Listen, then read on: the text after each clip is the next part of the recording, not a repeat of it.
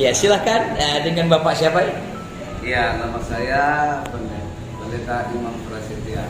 Nah, Bapak Imam ini sudah jadi pendeta. Boleh saya tahu dulu waktu di Muslim latar belakangnya bagaimana dan keluarga sampai saat hari ini bagaimana? Bisa ceritakan sedikit Ya, masa lalu dulu. ya puji Tuhan, oleh anugerah Tuhan, oleh karena kasih Tuhan, saya dibesarkan di keluarga Muslim. Seluruh keluarga besar adalah keluarga Muslim Makassar.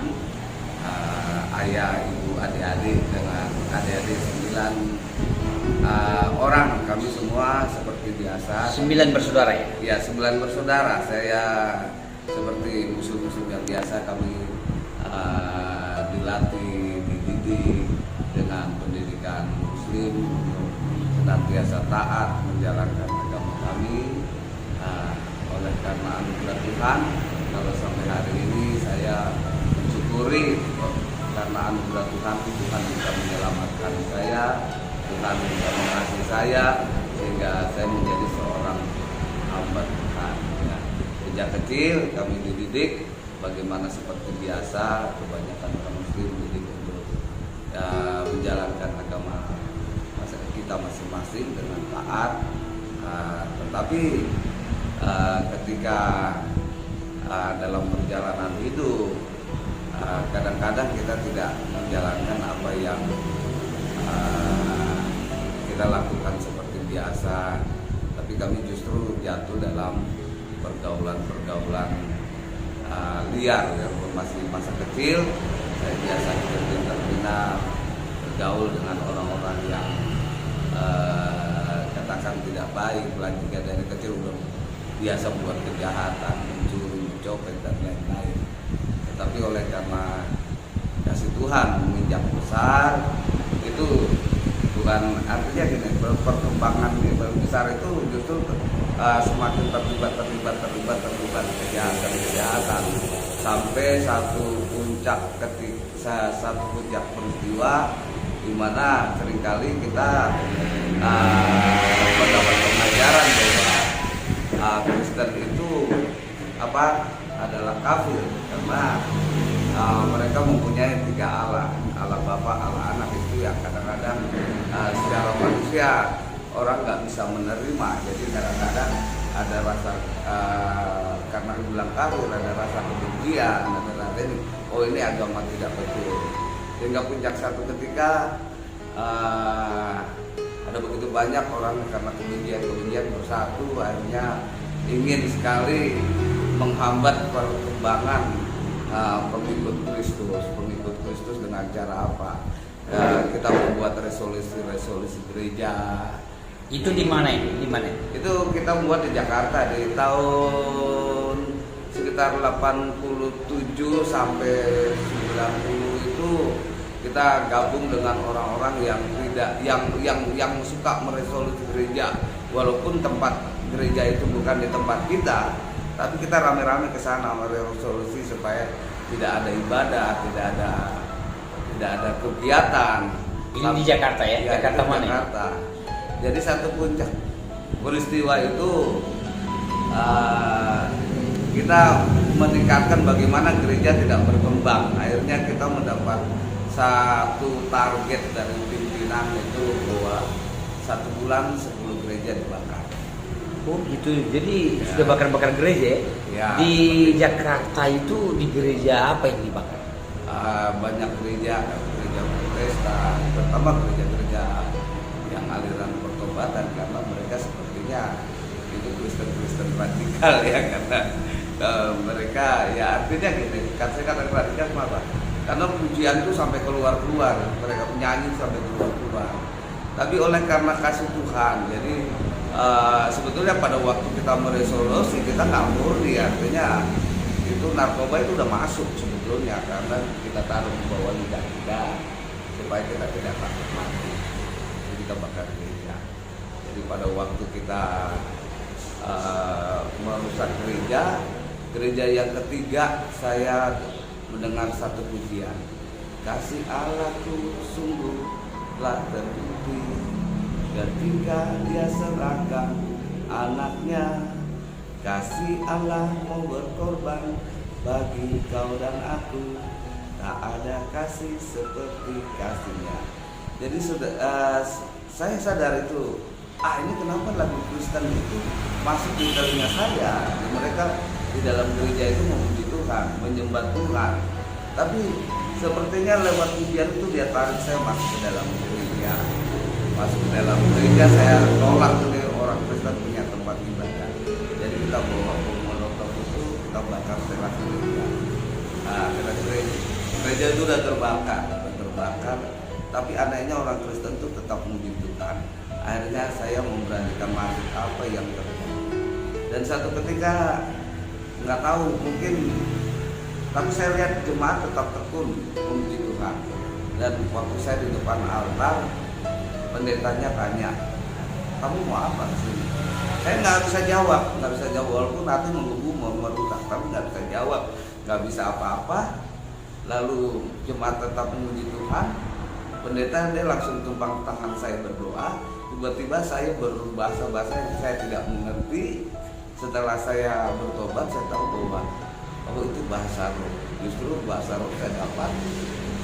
Artinya ketika saya bertobat, bahasa roh itu kita harus kita cari. Tapi anugerah Tuhan, justru lawatan Tuhan ke saya belum menjadi Kristen, saya bisa bahasa roh. Dari situ saya sadar bahwa ternyata Tuhannya orang Kristen itu jadi ujian begitu luar biasa. Jadi pesan saya bahwa orang Kristen kalau memuji Tuhan, pujilah Tuhan dengan sungguh-sungguh, sebab Allah bertakhta di atas dunia orang percaya. Walaupun kadang kita nggak bisa menginjil, tapi Allah dia sumber segala sumber. Lewat ujian orang percaya, dia berkuasa menjangkau jiwa-jiwa. Dan situ ketika saya mau keluar, ternyata marinir sudah keburu tempat itu. Saya cuma bilang begini, kalau Tuhannya orang Kristen hidup, selamatkan saya dari kurungan marinir. Jadi teman-teman saya banyak yang sudah ditangkap, dibuang di truk, tapi saya lewat tanpa seorang pun melihat. Lalu saya betul-betul menyadari, dulu dalam keadaan takut, kemudian dalam keadaan kenapa saya ada di sini, karena apa yang terjadi dalam diri saya. Tapi kasih Tuhan itu langsung menjamah, jadi langsung mengubahkan hidup saya. Saya seperti penasaran siapakah Yesus. Jadi lalu saya tidur di terminal, saya tidur di kursi terminal. Subuh saya terbangun. Saya terbangun ketika suara azan subuh, Allahu Akbar, Allahu Akbar. Lalu saya bangun, di atas kepala saya ada selebaran, hadirilah ibadah penyegaran di Jakarta Convention Center. Lalu saya pegang selebaran itu antara takut, antara penasaran, antara haus mau cari siapa Tuhan Yesus itu. Lalu saya teringat beberapa puluh tahun yang lalu saya punya teman orang Kristen yang masih SD. Jadi saya ingat, kemudian saya cari dia, saya katakan tolong antar saya di tempat ini. Ini tempat ibadah orang Kristen, teman saya bilang. Iya betul. Saya tidak mau. Saya bilang kenapa? Karena kakak-kakak saya preman dulu di Lebak Bulus. Ayah saya juga termasuk tokoh masyarakat di situ. Di mana? Di Jakarta. Di Lebak Bulus. Lalu saya hanya bilang, kalau kamu tidak antar saya ke tempat ini, dosa saya kamu yang tanggung. Ya teman saya Kristen. Terus dari belakang dapur, mamanya teriak, Andre, antar imam ke gereja. Mama sudah berdoa 18 tahun buat dia untuk supaya dia bertobat. Jadi satu tanggal kok saya pikir 18 tahun lama sekali, ya lama sekali. Jadi pelajaran buat saya. Kadang orang Kristen doa satu kali nggak dijawab Tuhan putus asa, 3 kali doa nggak dijawab Tuhan putus asa. Tapi ibu ini 18 tahun dia tunggu saya bertobat. Jadi ketika saya dibaptis Islam, tidak lama ibu teman saya itu dipanggil Tuhan. Dia menjadi seorang guru nanti. Dia tunggu satu jiwa 18 tahun. Amin. Haleluya. Terus saya mau tanya ini, bagaimana titik sehingga bisa percaya dengan Tuhan? Ya, bagaimana pengalaman apa sehingga menjadi percaya sungguh-sungguh dengan Tuhan? Bisa ceritakan sedikit? Ya, jadi untuk percaya Tuhan itu dari tadi pujian itu ketika di dalam gereja, dari ketika kita dalam keadaan mabuk narkoba karena untuk melihat untuk merusak gereja, saya dengar pujian itu yang masuk dalam hati saya. Seperti apa ya? Seperti strom masuk gitu, strom dan masuk mengguncangkan hati saya gitu. Kok pujiannya seperti ada puasa, ada liputan apa ya? Nggak bisa terkatakan ya, nggak bisa terkatakan pengalaman saya itu tadi.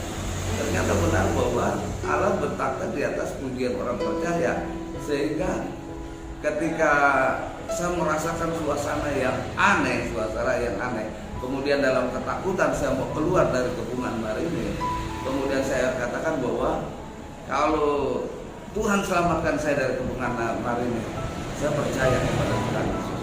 Ternyata begitu luar biasa bahwa Tuhan Yesus itu mengalahkan kemustahilan. Secara manusia kalau pikir saya ada dalam gereja dengan bom molotov, tentu kemarin dia tangkap saya, tapi hari itu mereka tidak lihat saya. Jadi saya bisa percaya, oh iya, orang Kristen punya Tuhan itu Tuhan yang ini, yang mampu menolong, yang mampu, pokoknya segala-galanya, sumber dari segala sumber. Terus gereja yang dibakar itu gereja di Jakarta di mana? Gereja apa? Ya, saya dulu dalam ikut itu dari saya nggak tahu arti gereja apa, sebab apa. Kita melakukan itu di bawah pengaruh narkotik. Jadi kita nggak tahu, kita hanya disuruh aja. Siapa yang suruh? Ada ya, pokoknya ada seperti yang memimpin mereka lah. Saya juga cuma ikut-ikutan seperti itu. Jadi kadang banyak orang yang melakukan hal-hal yang seperti itu, mereka nggak tahu tujuannya, nggak tahu pemimpinnya, hanya ikut-ikutan. Ikut-ikutan saja. Ya. Terus begitu menjadi orang Kristen, apa reaksi dari keluarga, tantangan dari keluarga? Karena saya dengar papa mama orang Madura ya? Iya, jadi tentu setiap keputusan tentang ketika kita memutuskan untuk percaya kepada Tuhan, keluarga nggak menyetujui sama sekali. Pertama memang tidak tahu, kita sendiri-sendiri. Tapi ketika saya baptisan Selam, saya kan kerja di Papua waktu itu. Jadi bagaimana cara menyembunyikan surat? Lalu saya beli selai-selai pisang, saya taruh surat baptisan di bawah karton, dan pada waktu saya bawa pulang. Tapi ketika saya berada di luar rumah, tanpa sengaja adik bongkar-bongkar dapat surat. Oh, semua jadi Kristen. Dari situlah mereka tahu. Lalu mereka marah, mereka cari saya, mereka pukul saya. Ya, kemudian akhirnya apa? Akhirnya kamu pilih kembali atau tidak diakui anak. Saya merasa. Ini siapa yang katakan? Ya. Yang katakan siapa? Yang katakan bapak saya. Bapak saya. Apa yang mereka lakukan? Ya mereka lakukan ya tidak diakui anak, kemudian suruh keluar dari rumah, jangan injak rumah ini lagi.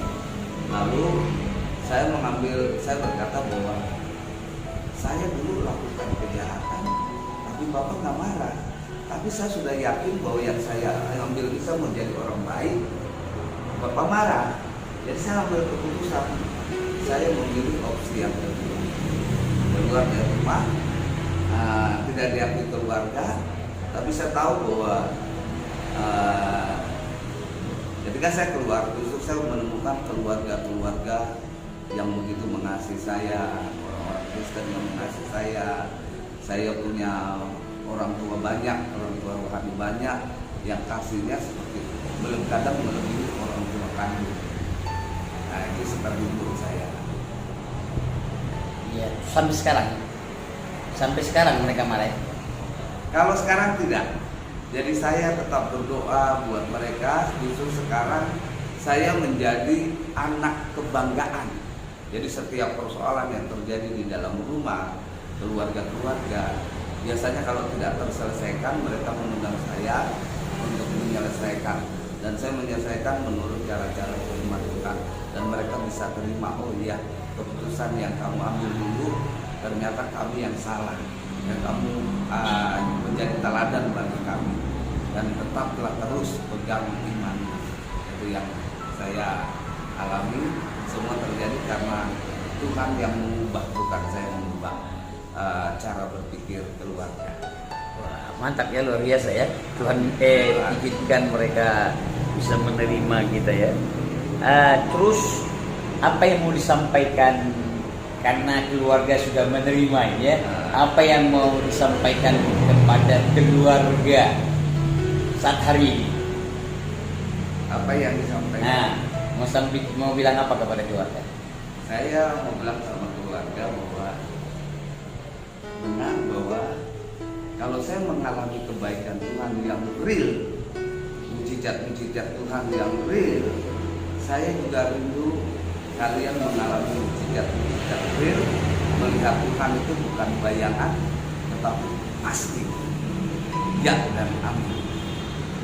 Oke, ada pesan sesuatu yang mau disampaikan kepada penonton hari ini?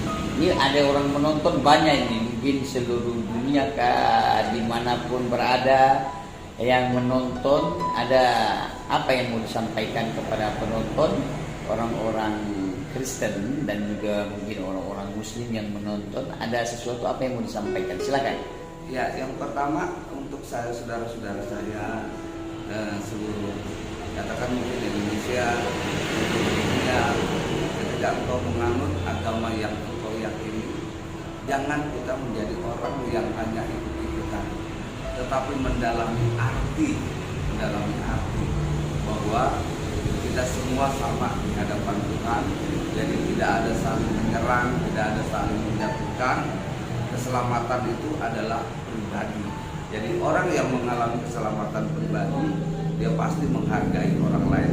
Kemudian bagi rekan-rekan, teman-teman mereka sebagai anak-anak Tuhan, kalau saudara sudah mengalami keselamatan, pegang itu baik-baik. Jangan kita menjadi orang Kristen yang suam-suam. Sebab banyak saudara-saudara kita yang belum mengenal Tuhan. Ketika mereka mengenal Tuhan, harga yang mereka bayar itu mahal. Kadang tidak jarang harus bayar dengan putusnya persaudaraan, kadang juga harus dibayar dengan nyawa, kadang harus kehilangan semua. Jadi pesan buat kita semua sebagai anak-anak Tuhan, jangan kita jadi Kristen yang suam-suam itu. Karena orang yang suam-suam itu nggak berkenan di hadapan Tuhan. Sekali maju di dalam Kristus, maju terus di dalam Kristus. Sebab Tuhan menyediakan mahkota surgawi buat kita semua. Amin. Sebab Tuhan mengadakan mahkota ilahi buat kita semua. Amin. Ya. Jadi jangan suam-suam kuku ya. Yesus katakan barang siapa ikut aku harus menyangkal diri dan pikul salib ya. Amin. Siap meninggalkan bapa, ibunya, istrinya, anaknya, saudaranya laki-laki dan saudaranya perempuan. Maksudnya lebih mengasihi keluarga daripada Tuhan. Tuhan mau kita betul-betul mengasihi Tuhan. Kalau kita mengasihi Tuhan, pasti kita mengasihi orang tua ya, bapak mama kita, istri kita atau suami kita, anak-anak kita, saudara kita dan laki-laki. Itu sudah pasti. Itulah prinsip ilahi yang dikatakan di dalam Alkitab. Terus saya mau tanya nih, orang-orang di seberang, saudara kita mengatakan Injil itu sudah dipalsukan. Ya, untuk apa itu yang dipalsukan? Sudah palsu. Nah, ada yang menjawab sedikit untuk perkara itu? Ya, kalau menurut saya, kalau bilang kalau yang dipalsukan saja begitu indah, begitu luar biasa, mujizat terkandung baik, bagaimana yang aslinya? Pasti lebih dahsyat lagi. Yang dipalsukan saja bagus kalau secara pikiran. Jadi buat saya bahwa firman itu adalah dari Allah dan firman itu adalah Allah. Amin. Bayangkan yang palsu aja mengajarkan yang baik ya, mengajarkan kasih itu sabar, kasih itu murah hati, kasih tidak cemburu, kasih tidak melakukan yang tidak sopan. Kasih itulah salah Amin. ya, tapi saudara kita bilang itu palsu ya. Saya makanya mengatakan kalau ada yang palsu lain, lebih palsu lagi dari ini, lebih hebat ya dari ini yang dibilang palsu, saya akan cari lagi yang palsu lainnya. Tapi luar biasa, saya belum mendapati yang palsu-palsu yang lain yang mengajarkan kasih Allah itu. Ya Bapak Ibu yang kasih dalam Kristus, demikianlah saya berjumpa dengan Bapak Imam ini dari Madura. Pak Imam masih mengerti bahasa Madura? Kalau saya mungkin karena dari kecil udah keluar dari Madura, tinggal di Jakarta, kemudian tinggal merantau Ambon, Papua, Jakarta. Sudah merantau ya, sama seperti saya. Sudah enggak, tapi anak-anak justru tahu bahasa Madura dengan dengan mamanya, dia tahu bahasa Madura. Karena sekolahnya di Bondowoso, jadi tahu bahasa Madura. Karena sekolahnya mereka di Bondowoso ya, sampai sekarang kan? Sekarang sudah lulus semua, udah sarjana. Yang satu kuliah di Manado, tapi mereka mengerti bahasa Madura. Anak-anak tahu bahasa Supaya Madura ya? merantau bisa belajar bahasa Jawa, karena banyak bergaul dengan orang Jawa. Ya, bahasa Jawa ya. Aku pun ngerti ngomong Jawa. Walaupun Jawanya nyasar, tapi aku ngerti ngomong Jawa. Ya. Dan saya tuh juga tahu bahasa Sunda. Abdi tetiasa ngomong Sunda. Sok ya. Karena saya banyak kunjungi daerah-daerah. Ya demikianlah saya berjumpa dengan Pak Imam. Tidak kebetulan kami berjumpa. Belum saling kenal. Tiba-tiba beliau datang mengunjungi temannya, dan kebetulan teman yang dikunjungi adalah teman saya. Jadi baru bertemu kami hanya beberapa menit aja, langsung saya tanyakan lewat video ini. Inilah perjumpaan saya dengan Pak Imam. Ya sekali lagi Bapak Ibu yang kasih dalam Kristus dimanapun Anda berada, salam sehat, kuat selalu. Tuhan Yesus memberkati ya. Terima kasih.